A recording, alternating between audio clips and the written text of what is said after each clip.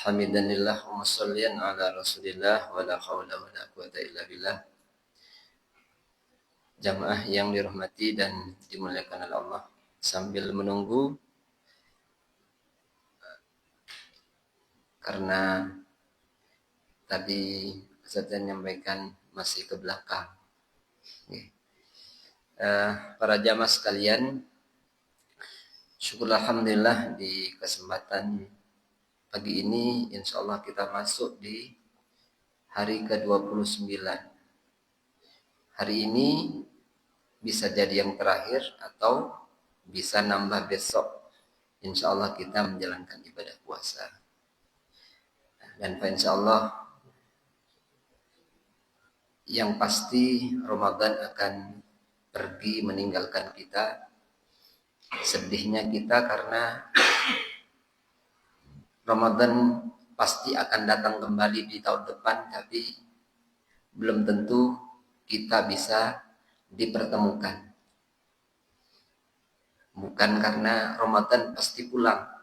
Yang pasti pulang dan akan datang lagi. Namun yang pasti kita belum bisa memastikan diri kita setelah kepergian Ramadan tahun ini, Ramadan tahun depan belum tentu kita juga dipertemukan lagi. Mudah-mudahan sisa Ramadan kita yang tinggal hari ini atau besok Allah berikan kekuatan dan kemampuan bagi kita jamaah, agar kita kemudian bisa beribadah lebih maksimal lagi. Allah pilih kita menjadi orang-orang yang bisa meraih kemenangan hakiki, yakni tatkala kita bisa melaksanakan ibadah secara sempurna dan menjadi orang yang bisa merayakan. Jadi perayaan hari Idul Adha itu bagi mereka yang mampu menyelesaikan seluruh rangkaian ibadah puasa, dan mudah-mudahan ibadah puasa tahun ini lebih baik dibandingkan dengan tahun yang sebelum-sebelumnya. Jadi jamaah, rangkaian yang pasti kita lakukan jamaah pada pelaksanaan Idul Fitri, insya Allah kita mengawali dengan kewajiban lain, yakni kita zakat fitrah.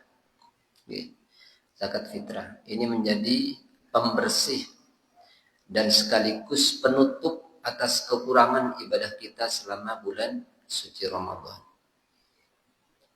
Jadi zakat fitrah diperuntukkan untuk siapa jamaah? Non sewu, kewajiban ini berlaku bagi setiap umat muslim.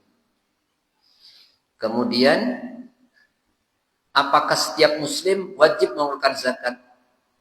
Ada dua kondisi di mana tidak wajib mengeluarkan zakat. Yang pertama, ketika seseorang itu hanya bertemu dengan Ramadan saja, Syawalnya tidak. Nah kok bisa? Berarti kan dipertemukan sampai akhir Ramadan tapi belum bertemu dengan awal Syawal. Kapan itu? Maghrib saat kita takbiran. Kalau menemukan itu, walaupun mungkin bisa jadi non sewu. Kita Ramadan ada anak yang baru dilahirkan di akhir bulan Ramadan. Kemudian dia meninggal sebelum masuk takbiran Maghrib itu. Maka dia nggak wajib dizakati. Atau bisa jadi lahirnya pada awal malam takbiran, dia tidak menemukan yang namanya Ramadan. Itu juga enggak wajib. Yang wajib itu ketika kita menemukan akhir Ramadan dan bertemu dengan awal Syawal. Jadi bukan hanya orang muslim, tapi harus ketemu dengan dua waktu itu. Walaupun bisa jadi 5 menit sebelum Ramadan belum berakhir, kemudian ketemu dia dengan bulan Syawal. Atau kita menemukan Ramadan tapi sebelum satu Syawal waktunya Maghrib itu, ternyata mungkin orang tua kita atau siapa yang menjadi kerabat kita atau orang Islam, kemudian dia tidak menemukan awal dari Syawal, maka itu tidak wajib mengeluarkan zakat fitrah. Nah, jadi zakat fitrah itu adalah pembersih dan sekaligus menjadi penutup atas amalan-amalan kita selama bulan suci Ramadan, dan itu besarannya, ketetapannya adalah sudah ditentukan jamaah. Amannya berapa? Nah, dari ukuran-ukuran yang sudah disampaikan, banyak memberikan standar jamaah. Ada yang 2,5 sudah menganggapnya cukup. Ada yang 2,7. Yang jelas kalau 3 kilo pasti sudah aman. Nah, kita ini hitung-hitungannya daripada kurang lebih baik aman. Berupa beras, makanan pokok sehari-hari kita. Non sewu, ini biasanya kita ini makan berasnya kualitas nomor 1. Ketika zakat ngambil nomor 3. Nah, ini atau dibalik. Kalau dibalik mungkin masih sangat bagus. Kita makanannya kualitas 2, tapi yang kemudian kita keluarkan zakatnya yang nomor 1, itu bagus. Tapi jangan kemudian terbalik jamaah. Jadi jamaah yang dirahmati dan dimuliakan oleh Allah, kapan kemudian waktu mengeluarkannya? Nah, menurut Imam Syafi'i, sejak masuk tanggal 1 Ramadan itu sudah boleh mengeluarkan. Kalau Imam Malik 2 hari sebelum hari raya. Sebelum hari raya. Ada boleh, ada sunnah. Nah, sunnahnya itu 1 hari sebelum malam hari raya. Wajibnya, jamaah, wajibnya itu malamnya. Jadi sudah masuk satu Syawal malamnya. Kemudian yang paling utama sekali itu dikeluarkan pada saat kita berangkat untuk menjalankan ibadah sholat Id. Itu paling utama. Tapi jenengan kan harus repot, ngoten loh. Repotnya nyari. Nah, kemudian belum tentu panitia juga melayani, sudah kerepotan lagi. Mau yang utama tapi repotnya di situ. Jenengan sambil mau berangkat itu bawa beras. Karena apa ya? Tadi itu beras itu dimanfaatkan agar setiap kaum muslimin di hari itu, termasuk mereka yang kan 8 asnaf itu jamaah, yang disebutkan innamas shadaqatu lil fuqara'i wal masakin, itu diperuntukkan untuk zakat. Zakat secara umum. Adapun zakat fitrah, pendapat ulama juga boleh menggunakan 8 asnaf. Tapi yang utama adalah fakir dan miskin. Fakir dan miskin untuk zakat fitrah. Nah, jadi non sewu, kembali ke zakat fitrah tadi. Di masjid kita itu, jamaah, karena kita ingin zakat ini kemudian tersalurkan pada orang yang berhak. Di antara 8 asnaf itu. Yang utama adalah fakir atau miskin. Sebenarnya banyak juga. Tinggal 6 golongan lagi. Kalau sahabat Umar itu orang yang kemudian ingin disenangkan hatinya, mu'allaf. Itu sejak Islam ini kemudian menang, sejak masa sahabat Umar itu, beliau mengatakan sudah tidak ada yang namanya mu'allaf yang ingin disenangkan hatinya. Maka menurut sahabat Umar itu, mu'allaf itu sudah tidak berhak menerima. Karena dulu, kata sahabat Umar, mereka itu kita kasih karena apa? Supaya mereka kemudian hatinya itu terpaut terhadap Islam. Tapi sejak Islam ini kemudian jaya jamaah, sahabat Umar itu kemudian mencabut ini karena sudah nggak perlu lagi kita ini kemudian perlu ngerengek agar orang lain kemudian masuk Islam, tidak perlu. Sehingga ini pendapat ini yang kemudian diambil oleh sahabat Umar. Tapi pendapat yang lainnya juga masih boleh. Wal mu'allafatu qulubuhum. Jadi mu'allaf yang ingin hatinya disenangkan, didekatkan dengan Islam. Jadi ini jamaah terkait dengan zakat fitrah. Jadi zakat fitrah sesuatu yang nominalnya dan ketentuannya serta kemudian peruntukannya pasti jamaah. Sehingga di masjid kita ini untuk amannya kita biasanya mewakilkan kepada beberapa orang. Zakat fitrah kita berapa itu? Biasanya kita dapat itu sekitar 1 ton lebih. Itu diwakilkan kepada beberapa orang yang dengannya kemudian zakat itu sudah sah secara hukum. Memang yang utama itu adalah ketika dibagikan langsung kepada fakir miskin. Hanya saja kita kemudian masih akan muncul keraguan. Bagaimana kalau yang menerima itu tidak tepat? Gitu. Jadi misalkan yang menerima ternyata dia bukan termasuk golongan fakir miskin. Maka panitia kemudian keliru, zakatnya jenengan juga tidak sah gitu, secara hukum. Kenapa? Karena kan peruntukannya kan untuk mereka yang fakir miskin. Dia tidak termasuk dalam golongan itu. Maka zakat kita menjadi tidak sah. Nah, agar kemudian tetap sah jamaah, maka kemudian memang betul dipilihkan. Fakir miskin itu yang utama sebenarnya jamaah. Kategori fakir miskin itu kalau kita melihat dan dari definisi fakir itu jamaah, dia punya penghasilan kurang dari separuhnya. Jadi dia punya penghasilannya tidak tetap.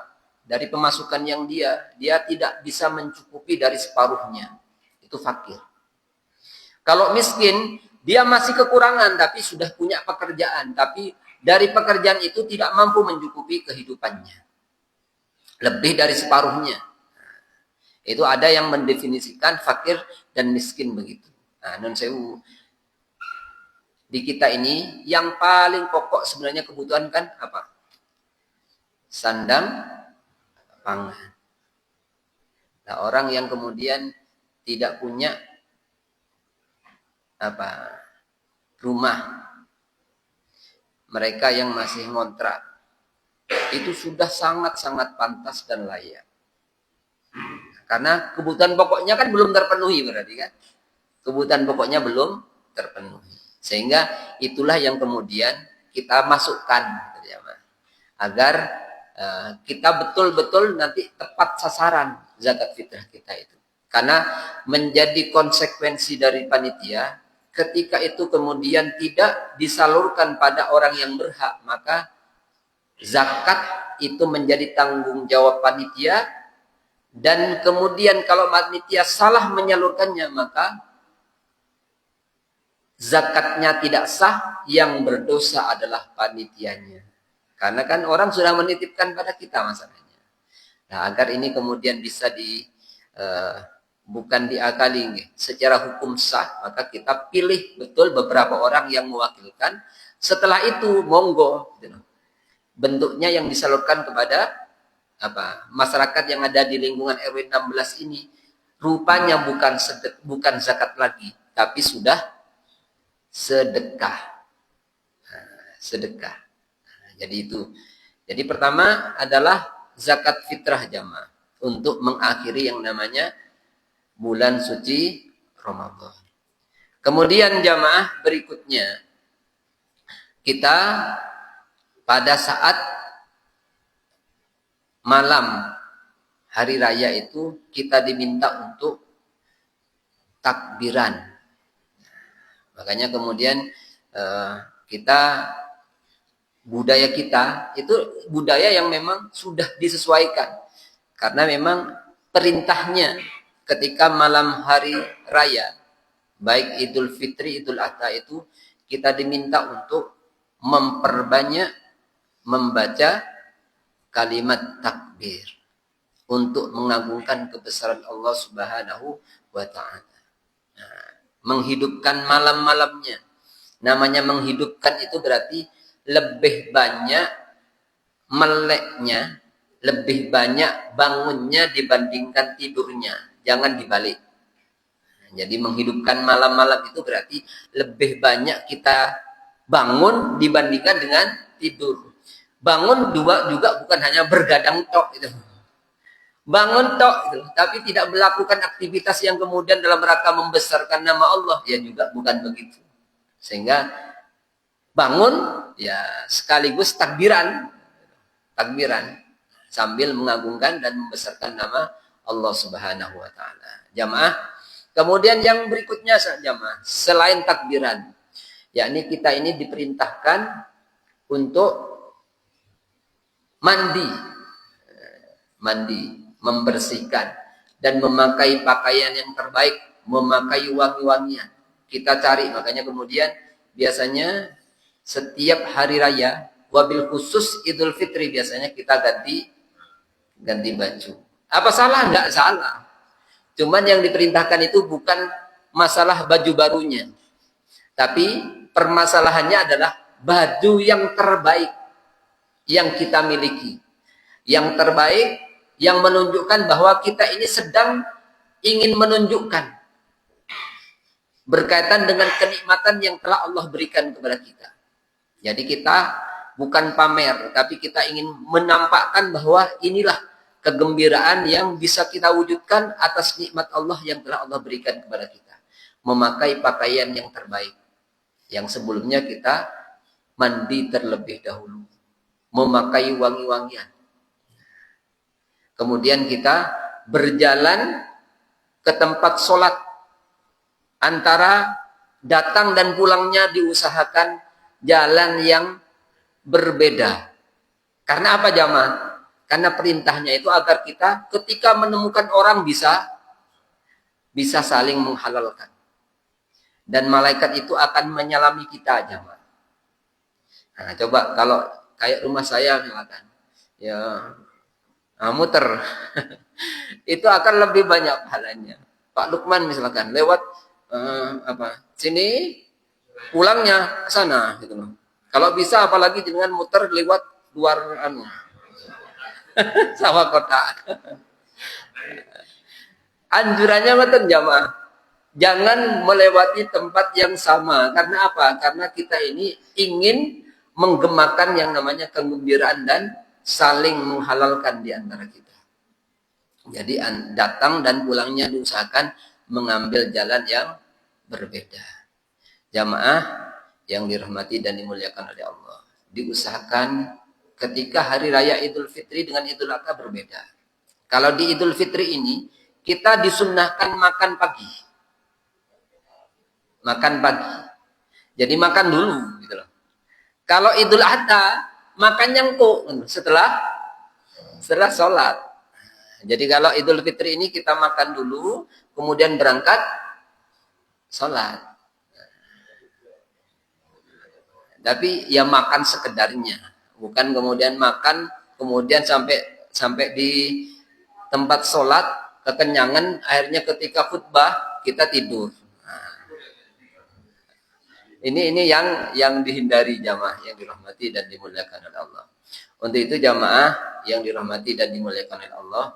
Kemudian yang berikutnya jamaah, setelah kita menjalankan sholat, maka kita saling menghalalkan.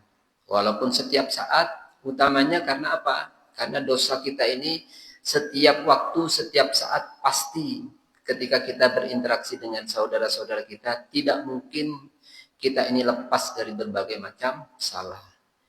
Kadang dari ucapan kita, kadang dari tingkah laku kita. Nah, di sini pentingnya kemudian agar apa? Agar kemudian segala macam khilaf, salah, mungkin salah di dalam kita ini kemudian berinteraksi dengan saudara, tetangga dan macam-macam bisa saling menghalalkan. Dan saat Idul Fitri itulah sebenarnya waktu momen yang sangat tepat, karena di mana di waktu itu biasanya kita ini sangat legowo untuk menerima permohonan maaf dan memberikan maaf. Itu momen jamaah Walaupun perintahnya bukan nunggu setiap Id. Nah, kalau bisa nih setiap waktu, setiap saat ketika kita bertemu, ya kita berusaha untuk saling menghalalkan. Dan yang terakhir jamaah adalah kita mengupayakan untuk puasa di bulan Syawal. Makanya perintahnya kita ini berpuasa 6 hari di bulan Syawal. Syawal itu peningkatan. Jamaah 6 harinya itu dibagi jadi 3 jamaah. Ini ada di kitab Ahkamus Siyam. Nah, saya lupa bawanya. Jadi ada 3 kategori. Apakah harus berurutan? Ada 3 kategori puasa di bulan Syawal itu. Ada 6 hari berturut-turut setelah 1 Syawal, di mana 1 Syawal itu haram kita berpuasa. Tanggal 2 sampai tanggal 7. 2, 3, 4, 5, 6, 7 kita puasa berturut-turut. Itu yang terbaik. Yang terbaik, yang utama, waktu yang utama. 6 hari. Makanya kemudian kita merayakan dengan hari raya ketupat. Itu sebenarnya perayaan atas kemenangan kita karena kita sudah berpuasa selama setahun. Setahun ketupatannya. Kenapa hitungannya setahun jamaah? Karena kita sudah berpuasa selama sebulan, hitungannya 30, kemudian ditambah dengan 6, berarti 36. Setiap 1 harinya itu dihitung 10 hari jamaah. Berarti 36 kali 10 menjadi 360 hari. Berarti kita sama saja ketika kita berpuasa di bulan Ramadan, ditambah 6 hari di bulan Syawal, maka genap kita ini seperti halnya puasa setahun penuh. Jadi nilai pahala puasanya sama dengan setahun penuh. Maka eman gitu loh. Eman kalau kemudian kita ini Ramadan tidak dijangkepi dengan Syawal. Nah, itu kalau versi pertama tanggal 2 sampai tanggal 7. Versi kedua jamaah yang dibolehkan di Ahkamus Siyam itu adalah berpuasa selama bulan Syawal. Walaupun tidak harus berturut-turut. Bisa jadi jenengan berpuasanya di hari Senin Kamis atau Yaumul Bid 13, 14, 15 kemudian tambah berapa 3 hari lagi di bulan asalkan di bulan Syawal. Maka 6 hari di bulan Syawal itu boleh, tidak harus berurutan selama bulan Syawal. Itu versi kedua. Versi ketiga, 1 hari di bulan Syawal, sisanya 11 bulan berikutnya. Loh, enak kan ini? Enak ini. Jadi jenengan sudah ngantongi, pokoknya sehari saja di bulan Syawal. Nanti niatkan, saya Allah, bulan Syawal ini banyak makanan ya Allah. Kalau saya kemana-mana kan selalu ditawari opor, kue, macam-macam. Ya, karena akhirnya ya Allah tak puasa sehari saja, sisanya nanti di bulan. Nah, diniatkan begitu. Itu versinya boleh jamaah. Nah, di Ahkamus Siyam itu. Nah, tapi memang yang utama itu tadi selama bulan Syawal.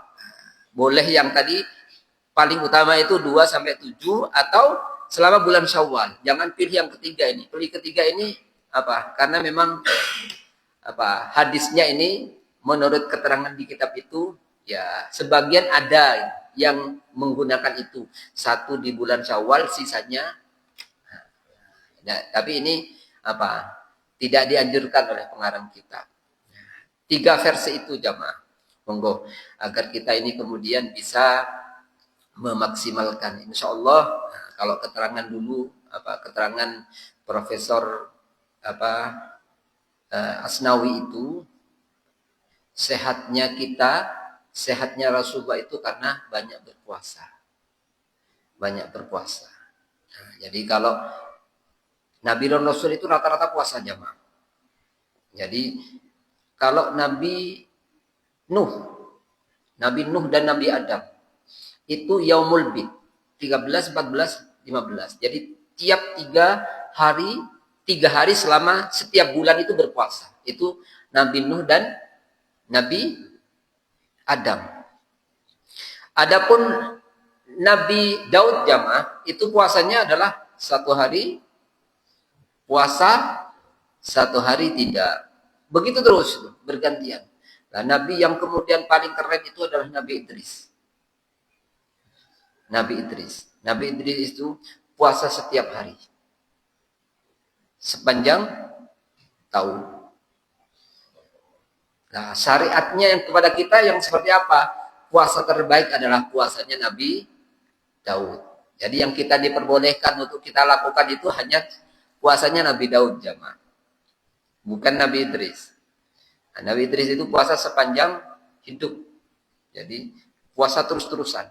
Nah, jadi makanya Rasulullah mengatakan sumu tasihu. Berpuasalah niscaya kamu akan sehat.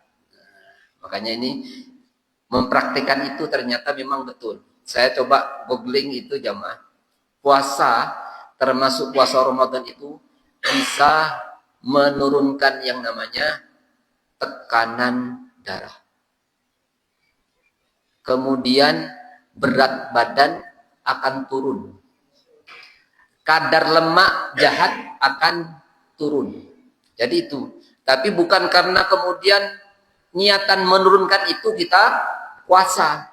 Tapi kalau kita puasa itu yang akan kita dapatkan. Jangan dibalik. Jangan dibalik.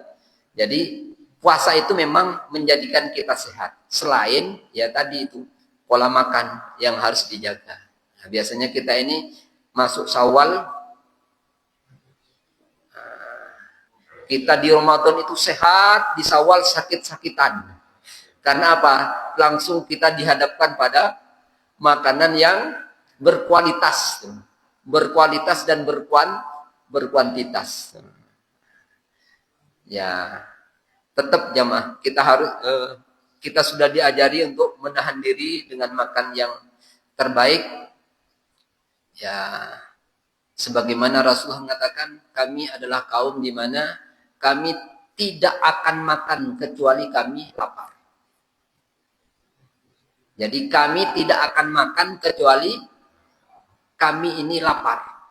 Dan kami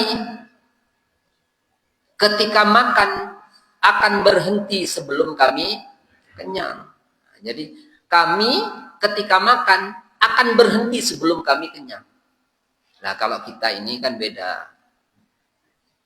Kalau kita ini makan sebelum lapar dan tidak akan berhenti sebelum kelempekan. Jadi Rasulullah itu sangat sedikit sekali makannya jamaah. Nah, bedanya dikit dengan kita. Kalau kita dikit-dikit makan. Oke. Baik jamaah yang dirahmati dan dimuliakan oleh Allah, mungkin itu beberapa hal jamaah ya. Untuk yang terakhir, insya Allah kalau besok belum hari raya, insya Allah besok masih ada kajian terakhir. Insya Allah pengasuh pondok pesantren dari Tajinan, Kiai Haji Syaiful Rizal. Nah, monggo kita insya Allah istiqomahkan agar kita tadi mendapatkan pahala dari keistiqomahan thalabul ilm selama bulan suci Ramadan. Nah, mudah-mudahan ini akan menjadi bagian bekal dan menjadi bagian dari amal yang insya Allah luar biasa karena dilakukan di bulan yang mulia ini jamaah. Nah, semoga Allah masih memberikan kesempatan bagi kita. Kita memohon kepada Allah mudah-mudahan bukan hanya Ramadan ini, Ramadan yang akan datang Allah undang dan Allah pertemukan kita lagi jamaah. Nah, itu saja jamaah, kurang lebihnya kami mohon maaf. Akhiran ihdinas siratal mustaqim. Wassalamualaikum warahmatullahi wabarakatuh. Allah